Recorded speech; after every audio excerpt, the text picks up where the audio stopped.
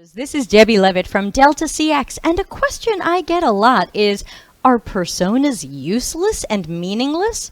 And my opinion on that is, when personas are done badly, sure, they can be useless and meaningless.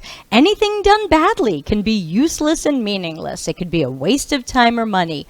But there are many types of personas and approaches to personas that I believe can be useful and meaningful.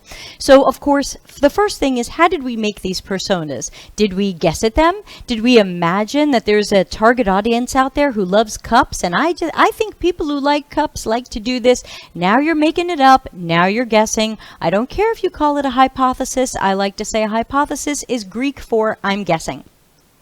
Make sure that your personas were created from correctly planned and executed qualitative research with real potential, target, current, archetypal customers or users.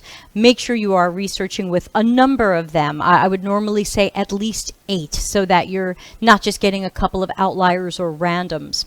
And make sure that your persona, you can check out some of the templates, but I find a lot of the templates flawed. I don't care what ethnicity someone is, because I don't design differently for white people and non-white people, or multi-ethnic people and not multi-ethnic people. These are some things I see on personas where I go, why is this here?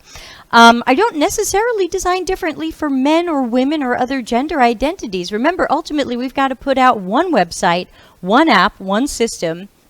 I've got to make the best design that I can for anybody. So to me, some of this information on personas sounds like it belongs more in the marketing department than in the UX department. I don't care if they're homeowners.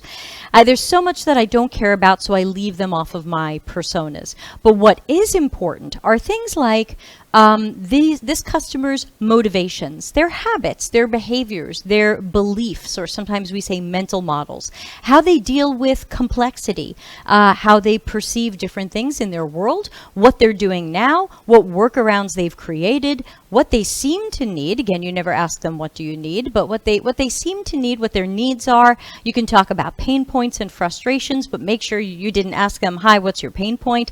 That's not how we do that. And most importantly, I think the most powerful personas are going to have some aspect of task analysis, or some people are saying jobs to be done. If we can start looking at personas by, here are our people and these are the things they have to get done, then maybe we'll get more focused on building quality products, services, and experiences. PSE, as I like to call them, products, services, and experiences. And when we care about quality, PSE, then we care about how we learned what we know versus guessing what we think we know. So I think that personas can be useful, can be meaningful, can be powerful, but when they're made poorly, when they're made by guesses, when they're proto-personas or provisional personas, which is usually Greek for guessing, I usually find them to be wasteful, sometimes misleading, because they're based on guesses, and what if our guesses are wrong?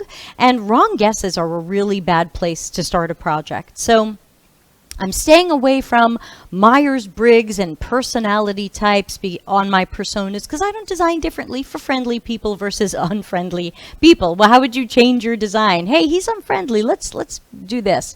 It doesn't work. I don't design for, did I mention Myers-Briggs typologies? I don't design for skin color, but I do design for how people perceive things, the tasks they need to accomplish, and why they need to accomplish those tasks. I think if we can build those into personas, we will make something that is a lot more powerful and meaningful and worthwhile. So thanks for those questions. That's one that I get a lot. So won't you please subscribe to the Delta CX YouTube channel? Just usability test that button, make sure it works.